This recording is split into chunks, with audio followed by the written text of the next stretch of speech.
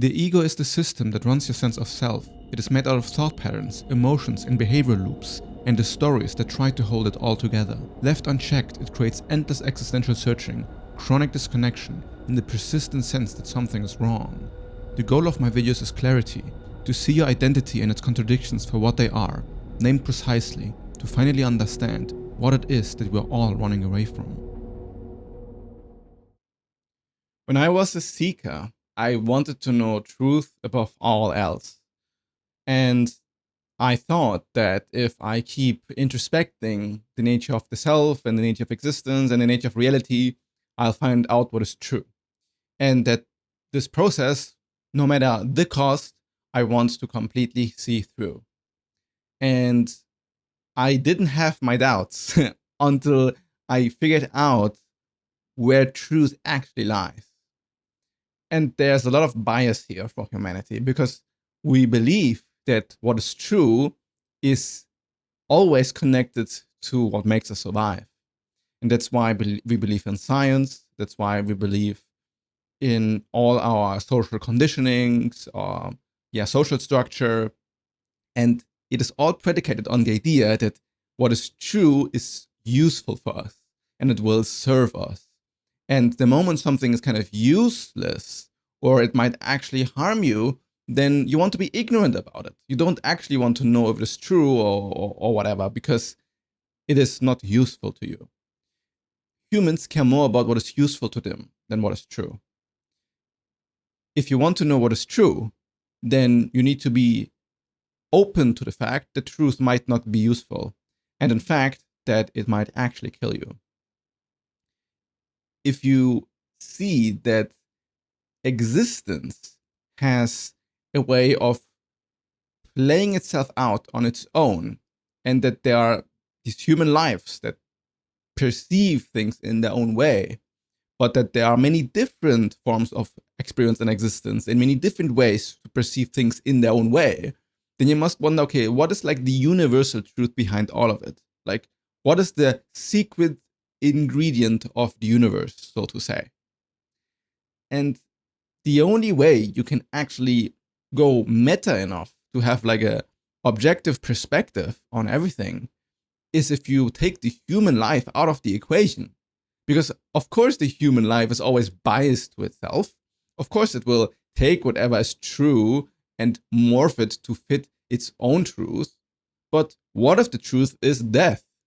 What if the real nature of reality isn't life at all? Now this spits in the face of everyone who's seeking for what is true. What if to know what is true, you actually have to die? Now, I want to make a clear distinction here because it is very important to understand that there are two ways of looking at death. And one is the obvious one, which is the physical death. And I can't tell you what happens after physical death because, hey, I have still a body. This is not possible for me to do. But then there's a sort of spiritual death, also called ego death, also called self-realization. There are many different ways and many different shapes and sizes. And you might also argue that not all ego deaths are equal, but there are a certain perspective that you can have towards reality that stays and it deepens over time. And it is the sort of death that I am actually talking about here, but it connects to real death as well. They are not exclusive. They are deeply interconnected. There's no way you can see the truth and cling to your own ego identity, because your ego identity will always filter what is true in order to serve itself. And whatever contradicts your identity will not be seen as true. In the online environment, you can see how everybody has like their own little truth bubble. And they don't want to move out of this truth bubble. And the algorithms keep feeding this truth bubble because it is very comfortable to, just have this small little island of your own identity and never have to venture outside of it. And what is so perverse about this is that you don't notice how much you're doing this. You don't notice how much you ignore what is inconvenient for you to know. And it is the sense of that this is boring and not really that interesting, or this makes me feel uncomfortable, or this makes me sad. I actually don't like to be sad. Oh, if I look at this, it actually makes me angry. And there are kind of caveats here, right? Because there are certain truths that might make you angry, but you actually enjoy that anger. And then you always keep consuming certain type of let's say drama content, for example, on the social media sites. So you see all of this gender conflict and people accusing one another and always like fighting and bickering, and then you actually kind of like this because you're still bound to these like different truth bubbles, and you can still like attach your identity to one side or another. Like, oh yeah, all men are evil. Oh no, all women are evil. Oh, and then you kind of still live in kind of this dream world that we humans have created, instead of taking the meta perspective and actually detaching from these narratives and look what is really going on. And oftentimes, what is really going on will require you to dissolve your ego identity in one way or another, because there's likely true aspects of one side of the argument that you're just not looking at because it's inconvenient. And on the cosmic level, it is true also with your philosophical belief structures. Like if you have a deep-rooted epistemological belief that God is real, or that reality is made out of consciousness, then anything contradicting that is so detrimental to your epistemological architecture. And by the way, epistemology is the nature of knowledge. Like, how can you know something? You're so scared of breaking your epistemological architecture that you don't really perceive it. And this is the nature of fear in actuality. Fear doesn't always feel like this anxious feeling. Fear actually feels more like boredom. It feels more like disinterest. It feels more like ignorance.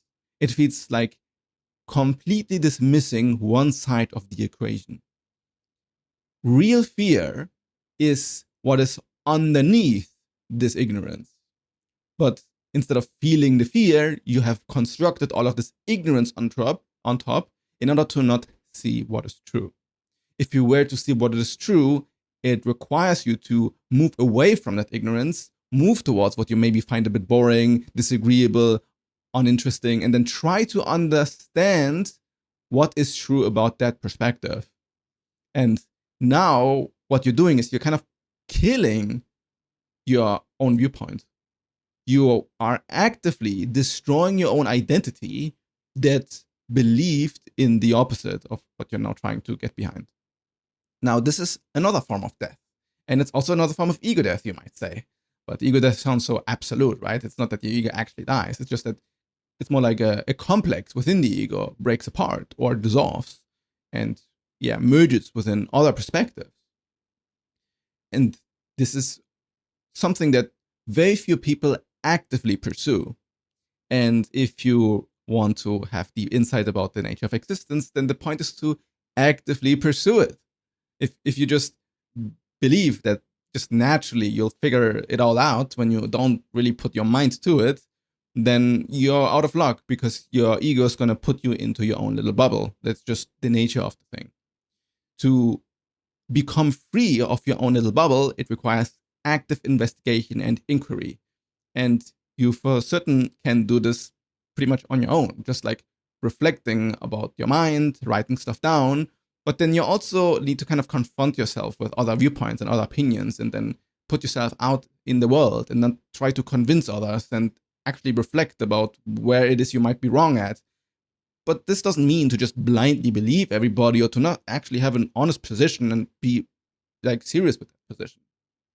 My ego architecture audit is designed in a way to move people through different layers of the ego identity to find what it is most pressing about them in the moment, and where the most constriction in their sense of self lies, which is where also most of the suffering lies and most of the discomfort lies. And it is designed this way because there are so many complexes within one ego that it is almost impossible for oneself to see it for oneself. Like, you can do so much about this on your own, but only if you have the right mechanics in place. If you understand how sneaky the mind is in one's own sense of self-perception, and to understand that all of the stuff that I've been talking about, the like gender wars and just infighting and this bickering and like falling into your own bubbles, everybody is susceptible to this. Like, this is just part of the human architecture, and it requires a lot of wisdom to not fall into this again. Now, when you die in the belief system structure and you die into the conscious experience that you're actually having, removed from all of these ideas from time and space, what you'll find is that you'll feel better because you are getting closer to the secret ingredient of the universe. As you are removing friction and removing conflict, you'll notice that there's a certain interconnectivity with all things that are going on. And you attempt to ignore all sort of shifts in experience or shifts in identity structure is the ignorance trying to keep you away from your own death. Now, if you go a layer deeper, then you'll find that in an existential sense, death is not just something that happens once your biological body dies, but experience always comes and goes in very quick flickers. And the velocity in which it does this is very deceiving. You might think that there's not that much going on when you're just bored or just sitting somewhere. But if you really look, the flickers of sensations are very fast, like lightning fast. And you always find yourself within these flickers of experience. Like you can notice so much going on around you. And then you zoom deeper and deeper into this quality of existence. And then you start to dissolve more and more into whatever this kind of extreme quick shifting of experience is like.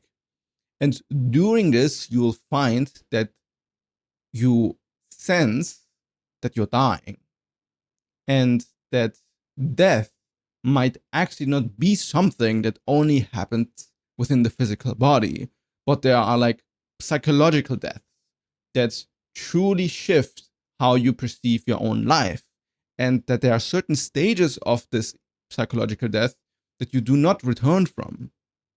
You see what your identity is made out of, what the secret ingredient of the universe is, and you then become aware of the fact that it was always death that kind of reveals what is actually going on.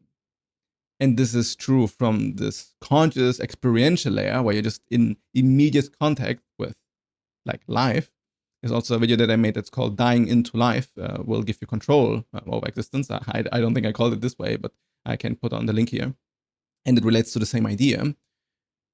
And from there, you then also start to see, okay, wait, if my physical body dies, does this also mean that things just keep shifting and morphing? And does it mean that the distinctions that we're drawing between life and death aren't either this like permanent ultimate thing, and that reality is something much more transitionary and coherent?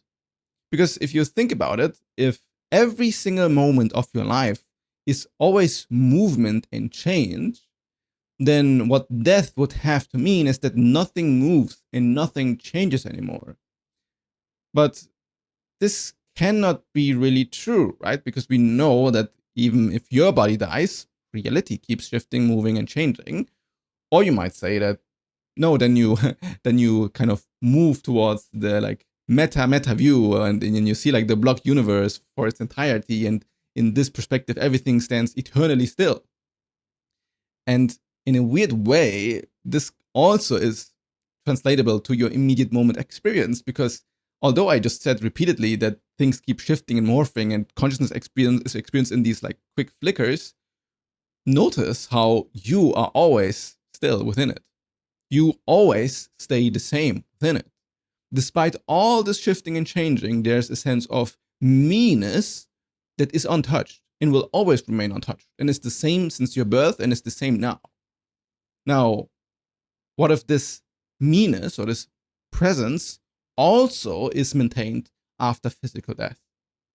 Then there's truly no difference at all between life and death. And all there is stillness and change. and you find yourself within this stillness and a change.